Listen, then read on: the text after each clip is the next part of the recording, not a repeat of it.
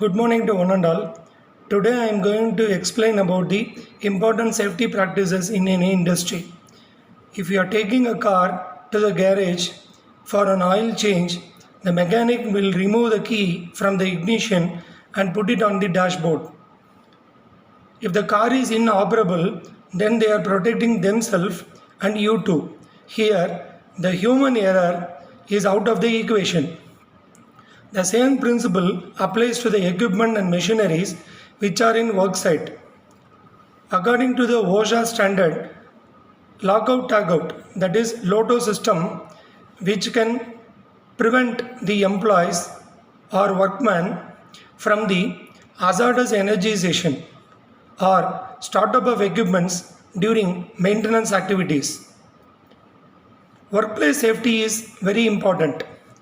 In normal equipments are in operation, all the safety precautions and training, everything will be in place. But whereas in case of non-routine activities or operations, example, one person on will be stuck on the machine during clearing the jam, and one more person is working on the industrial oven for making some adjustment, and unknown worker will be switch on the power. So the LOTO system is mainly to prevent such disasters.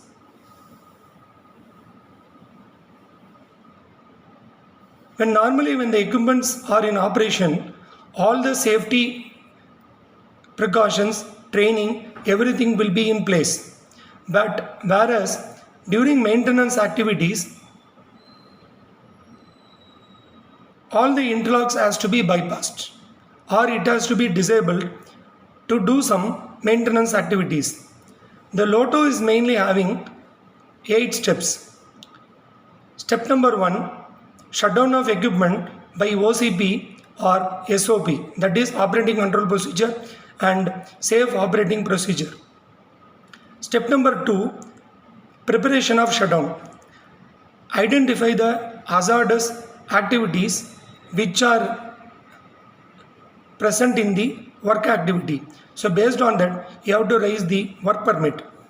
Step number 3, create awareness to the people, those who are working on this activity by way of pep talk or tool talk register.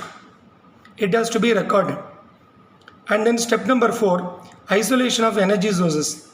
Through line clearance, we have to isolate the energy sources. Step number 5, applying LOTO device.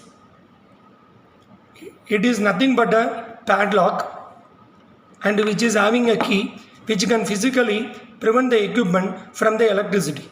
So each department will have their independent LOTO keys identified by colors. For electrical, it is in red color, and for instrumentation, it will be in blue color, and for mechanical, it will be in yellow color, and for process, it will be in green color. And also, you have to put some tag on the equipments and who has raised this LOTO and when it is raised and why it is raised. And this is the tag which has to be permanently placed on the LOTO. And then step number 6, you have to isolate the stored energy. If you are working with compressors, you have to release the compressor air. If you are working with HC panel, and you have to release the capacitor discharge. And then step number 7, maintaining of LOTO. And certain equipments need to keep the permanent lockout tagout until the work will be completed. In certain cases, the LOTO has to be maintained until the work will be completed. And then restoring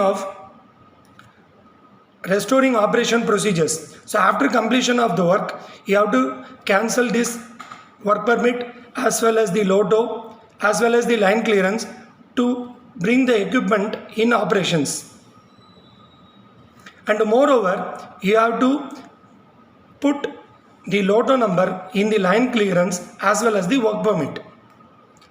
And LOTO is not unnecessarily complicated. When you hear about the worksite fatal or injury, where the LOTO system is missed.